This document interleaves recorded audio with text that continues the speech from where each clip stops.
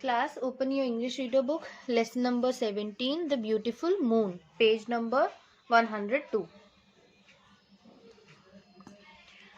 The beauty of the moon has always attracted people. Moon की जो beauty है उसने हमेशा से ही लोगों को अट्रैक्ट किया है अपनी ब्यूटी से. मून ने अपनी ब्यूटी से हमेशा ही लोगों को अट्रैक्ट किया है. It looks large, bright and beautiful in the sky at night. Moon night में कैसा दिखता है? बहुत लार्ज मतलब बड़ा दिखता है, ब्राइट मतलब बहुत चमकीला दिखता है, और ब्यूटीफुल दिखता है. ठीक है, स्काई में. As compare to earth the moon is very small. अगर हम अर्थ से कंपेयर करें तो मून क्या है? अर्थ की कंपैरिजन में बहुत स्मॉल है. ये हमारी अर्थ है और मून, ये जो अभी पिक्चर में साइज दिया हुआ है अर्थ का और मून का, ये भी साइज नहीं है. अर्थ से और भी बहुत छोटा है साइज में moon. In fact, it is believed that it is only about a quarter of the size of the earth. ऐसा माना जाता है कि जो मून है उसका साइज एक्चुअली क्या है? अर्थ का भी जो क्वार्टर पार्ट है उस साइज का है मून. ठीक. The sun and the moon appear to be of the small size, but actually they are not. जो सन है, ठीक है, और मून है, वो हमें कैसे लगते हैं? जैसे उनका साइज सेम हो, ऐसा दिखते हैं वो. ठीक है, स्काई में अगर आप नाइट में देखेंगे उतना ही छोटा आपको मून दिखेगा, और अगर आप डे में सन को देखेंगे तो लगभग उतना ही छोटा आपको सन दिखेगा. सेम साइज के दिखते हैं, ऐसा हमें लगता है, बट एक्चुअली ऐसा नहीं है. मून और सन के साइज में बहुत डिफरेंस है. जैसे अर्थ से बिल्कुल क्वार्टर पार्ट का मून है ना, अर्थ से कहीं ज्यादा बड़ा सन है. तो आप देखो, मून से आप लार्ज क्या है? अर्थ है, और अर्थ से भी कहीं ज्यादा लार्ज सन है. तो सन और मून का साइज तो सेम हो ही नहीं सकता. The moon has no light of its own. जो मून है उसकी अपनी कोई लाइट नहीं है. हमें नाइट स्काई में क्या दिखता है? जो मून है वो ब्राइट है, ठीक है, और चमकता हुआ हमको दिखता है, लेकिन एक्चुअली मून में कोई लाइट नहीं है. जैसे हमारी अर्थ की अपनी कोई लाइट नहीं है, ठीक है, ऐसे ही मून की भी अपनी कोई लाइट नहीं है. हमें भले ही ये स्काई में ये ब्राइट दिखता है, चमकता हुआ दिखता है, लेकिन इसकी लाइट नहीं है. तो फिर ये शाइन कैसे करता है अगर इसमें अपनी लाइट नहीं है? तो it shines because it receives the light of the sun. ये शाइन करता है नाइट में क्योंकि इस पर किसकी लाइट पड़ रही होती है? सन की. सन की लाइट मून पर रिफ्लेक्ट होती है, जिससे ये नाइट में ब्राइट एंड शाइनी दिखता है. ठीक. और हमें क्या लगता है? सन की मून की लाइट है, लेकिन एक्चुअली वो मून की लाइट नहीं है. मून की तो अपनी लाइट है ही नहीं. वो सन की लाइट रिफ्लेक्ट हो रही होती है मून पर, जिससे वो हमें शाइनी एंड ब्राइट दिखता है. Nobody knows till now how was the moon formed. अभी तक किसी को ये जो बिल्कुल एग्जैक्ट रीजन क्या है मून के बनने का वो नहीं पता चला है. अलग अलग जो साइंटिस्ट रहे हैं उन्होंने अलग अलग बातें कही हैं. जैसे कुछ ने कहा है कि ये अर्थ का ही एक पार्ट था जो अर्थ से टूटकर अलग हो गया, और स्काई में ये रोटेट होते होते और जो अर्थ है उसके अराउंड रिवॉल्व करते करते इसका शेप राउंड हो गया. कुछ लोग ये बोलते हैं, कुछ साइंटिस्ट ये बोलते हैं, तो कुछ साइंटिस्ट कुछ और बोलते हैं. ठीक. तो एग्जैक्ट रीजन क्या है वो अभी तक लोगों को नहीं पता चला है. There are many theories about it. जैसे मैंने आपको बहुत सारी थ्योरीज है सन मून के फॉर्म होने की, उनमें से एक आपको मैंने अभी बताई. According to one of the theories of the moon, the moon was once a part of the earth. ठीक. जैसे बहुत सारी थ्योरीज है, उनमें से एक थ्योरी क्या है कि जो मून है वो किसी टाइम पे अर्थ का ही पार्ट हुआ करता था. Due to various collisions a piece of earth broke off and went into the space. क्या हुआ? बहुत सारी कोलिजन की वजह से, जैसे अर्थ से कुछ आकर के वो टकरा गया, और उसकी वजह से अर्थ का एक पार्ट टूट करके स्पेस में घूमने लगा. ठीक. This piece is what we call the moon now. और ये जो पीस है इसी को ही आज हम मून कहते हैं. ठीक. तो जैसे ये एक थ्योरी है, ऐसे और भी बहुत सारी थ्योरीज साइंटिस्ट मानते हैं मून के फॉर्म होने की। ठीक, it is also believe that the broken piece of earth left a hole in the earth. ऐसा भी माना जाता है कि ये जो ब्रोकन पीस है अर्थ का, अब देखिए अगर कहीं से कोई चीज टूटती है, ब्रोक होती है, तो वहां पर उसका जगह बन जाती है जहां से टूटता है। तो ऐसा भी माना जाता है कि जो ब्रोकन पीस है अर्थ का, उससे अर्थ में एक होल बन गया है।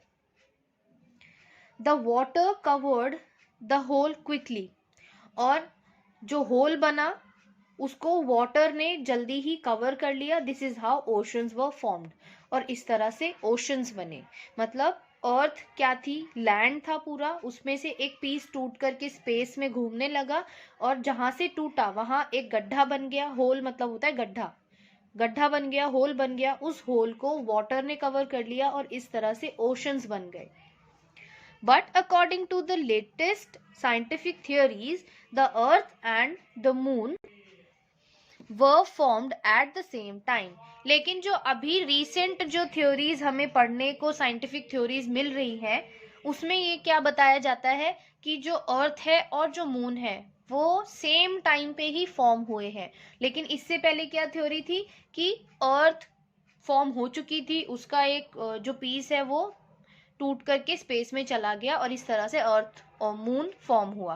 लेकिन अब जो रिसेंट थियोरीज है, लेटेस्ट थियोरी है साइंटिफिक, वो बोलती है कि ऐसा कुछ नहीं है, अर्थ और मून दोनों सेम टाइम पे ही फॉर्म हुए हैं। It has been discovered that surface of the moon is hard, rough and lifeless. ऐसा डिस्कवर किया गया है कि जो अर्थ का सरफेस, मून का जो सरफेस है, मतलब मून की जो जमीन है वो कैसी है, सरफेस कैसा है, हार्ड है, रफ है और लाइफलेस, मतलब वहां पर लाइफ नहीं है। ठीक, वहां पर कोई जीव नहीं है, कोई भी जिंदा चीज नहीं है। There have been some interesting stories about the moon. बहुत सारी इंटरेस्टिंग स्टोरीज हैं जो फेमस है मून के बारे में। जैसे according to an Indian myth, the marks on the moon are an image of an old woman constantly spinning at her wheel. जैसे बहुत सारी स्टोरीज में से एक इंटरेस्टिंग स्टोरी ये है, एक इंडियन मिथ के अकॉर्डिंग। मिथ क्या होता है, कुछ ऐसी कहानियां जो फेक होती हैं लेकिन काफी टाइम से चली आ रही हैं। ठीक है, तो ऐसी एक झूठी कहानी फेमस है इंडियन मिथ के अकॉर्डिंग कि जो ये मून के ऊपर निशान है, जो मार्क्स है मून पर, आपको वैसे भी दिख जाएंगे, अगर कभी आप मून को देखेंगे तो उस पर आपको मार्क्स क्लियर दिखेंगे। वो मार्क्स क्या है, वो एक बूढ़ी औरत है जो कॉन्स्टेंटली अपनी जो व्हील है उसको चला रही है, स्पिन कर रही है, चरखा चला रही है।